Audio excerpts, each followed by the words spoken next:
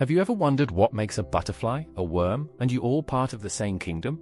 Today we explore Animalia, the kingdom of animals.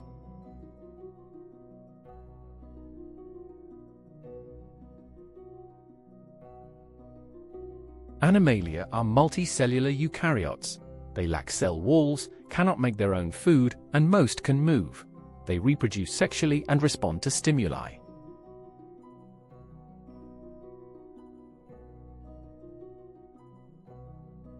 Meet the tapeworm, a flat parasite living in intestines.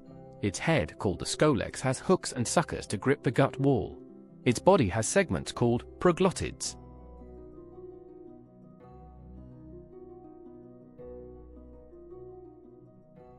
The liver fluke is leaf-shaped with two suckers. It needs two hosts, a snail first, then a mammal like cattle.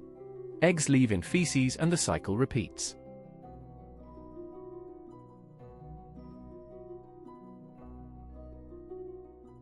Ascaris is a roundworm with a smooth cylindrical body found in human intestines. The earthworm is segmented with a swollen clitellum for reproduction and tiny setae for movement through soil.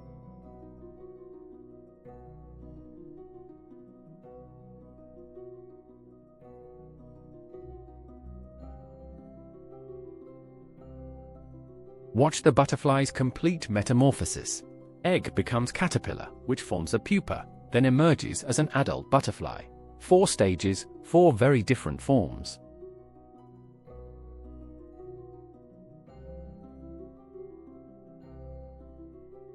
The cockroach shows the typical insect plan. 3 body parts: head, thorax, abdomen, 6 jointed legs, 2 antennae, and a pair of wings. Remember, insects always have 6 legs.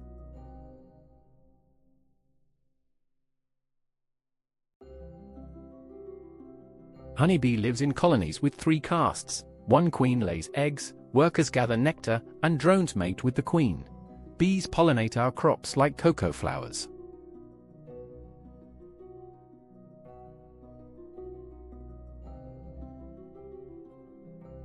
Many students confuse earthworms and tapeworms because both have segments.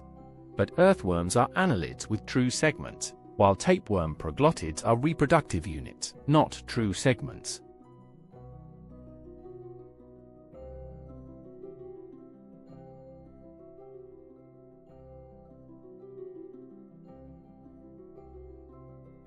Remember T. leahy, tapeworm, liver fluke, ascaris, earthworm, insects.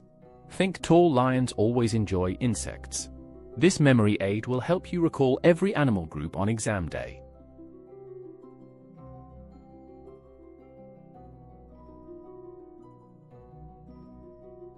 Subscribe to Ovasaabi for more lessons. Visit ovasaabi.com to continue your learning journey today.